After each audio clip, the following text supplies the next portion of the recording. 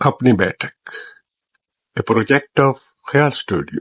تو انجم سلیمی صاحب آپ کو مبارک، آپ کی ٹیم کو مبارک، ماشاءاللہ اتنی خوبصورت بیٹھک جو ہے آپ کی روایت ہے، ہم بڑے عرصے سے دیکھتے آ رہے ہیں۔ لال پور میں بھی آپ اسی طرح کی بیٹھکیں بناتے تھے یہاں بھی۔ تو سعود کے ساتھ میری دوستی بہت پرانی ہے، ہم لوگ اس وقت پڑھا کرتے تھے، بالکل نوجوان۔ کبھی لاہور میں اکثر و بیشتر ان سے ملاقات ہوتی تھی، پارٹی ہاؤس میں جہاں ہمارے بہت بڑے بڑے اکابرین، آپ نے کم لوگ، کیونکہ آپ نوجوان زیادہ ہیں تو کم لوگوں نے وہ مناظر دیکھے ہوئے ہیں کہ جب ہم ٹی ہاؤس میں جاتے تھے تو کتنے بڑے بڑے لوگ وہاں پہ بیٹھے تھے نظر آتے تھے، منیر نیازی اور اس طرح کی قد و قامت کے لوگ، تو اسرار زیدی اور سامنے مختلف لوگ۔ تو اس وقت کی ہماری ملاقاتیں ہیں، کیونکہ یہ وہاں کے رہنے والے ہیں تو وہاں جا کے ان سے ملاقات ہوتی تھی۔ اب آپ دیکھ لیجیے 40 سال سے بھی اوپر کی بات میں کر رہا ہوں آپ کے ساتھ، تو لیکن جس تواتر سے ملاقات ہونی چاہیے تھی، یہ ملاقاتیں ہزاروں میں ہونی چاہیے تھی لیکن صرف سینکڑوں میں ہوئی۔ تو لیکن ایک ملاقات بھی جو ہے اس کا تسلسل جاری رہتا ہے، عمر بھر ایک ملاقات چلتی رہتی ہے۔ تو اس طرح ہوتا ہے، یہ بعض اوقات یوں ہوتا ہے کہ سال میں 12 ہم لوگ ملتے ہیں، بعض اوقات سال گزر جاتے ہیں، لیکن جب بھی ملتے ہیں تو احساس ہوتا ہے کہ شاید ہم مسلسل مل رہے ہیں۔ ان کے ساتھ محبت کا میرا رشتہ بہت پرانا ہے۔ اس کی ایک وجہ یہ بھی ہے کہ دیکھیے ہم لوگ شاعری کے طالب علم ہیں، خواندان لکھیں، غزل کے ہیں، یہ زیادہ تر غزل کی شاعر ہیں اور حاشا بے شمار شاعر ہیں، یہ رونگٹے کھڑے ہو جاتے ہیں کہ غزل پڑھتے ہوئے۔ ان کی شاعری جو ہے، میں نوجوانوں سے خاص طور پر مخاطب ہوں، ان کی شاعری کا اختصاص یہ ہے کہ جو ہماری درخشاں روایت ہے غزل گوئی کی، یہ اس کے امیر ہے، اور غزل میں جو شائستگی اور تہذیب ہے جتنی آپ کو سعود عثمانی کی غزل میں نظر آئے گی بہت کم دیکھنے میں ملتی ہے۔ پھر آپ یہ دیکھ لیجئے کہ اللہ تعالیٰ نے ان کو بہت نوازا ہے، یہ ہمارے ملک کی نمائندہ شخصیت ہیں، جگہ جگہ پہ جاتے ہیں، لیکن کبھی انہوں نے بازاری اور عامیانہ کلام نہ لکھا ہے نہ پڑھا۔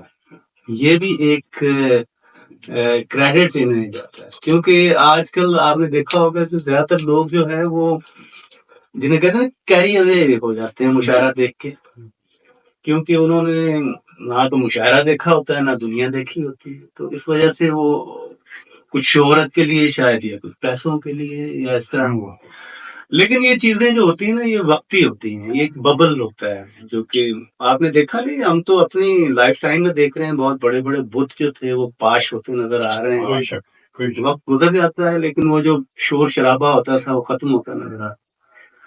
تو جب اس عہد کی شاعری کی تاریخ لکھی جائے گی تو اس میں سعود عثمانی کا نام سنہری حروف سے لکھا جائے گا۔ یہ ہماری شاعری کی پہچان ہے، میں اس لیے کہہ رہا کہ یہ میرا دوست ہے، یہ ہیں ہی اس کا۔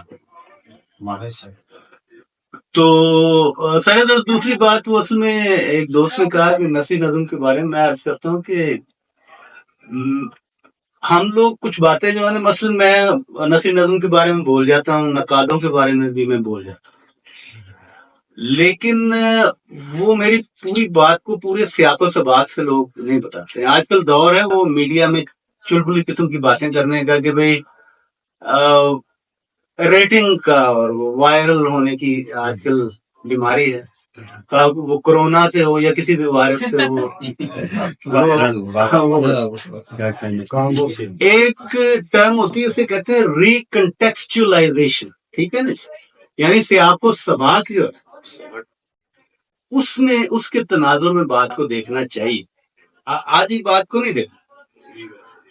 میں اکثر و بیشتر یہ کہتا ہوں کہ میں نثری نظم نہیں لکھ سکتا، میں ہینڈی کیپ اس بارے میں، ٹھیک ہے نا.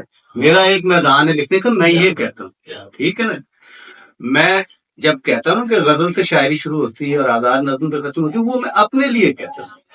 میں یہ نہیں کہتا کہ نثری نظم نہیں لکھنی چاہیے. مثلاً میں آپ کو مثال دیتا ہوں کہ بہت ساری ایسی نثری نظم کی تقاریب ہیں جس کی میں نے صدارت کی.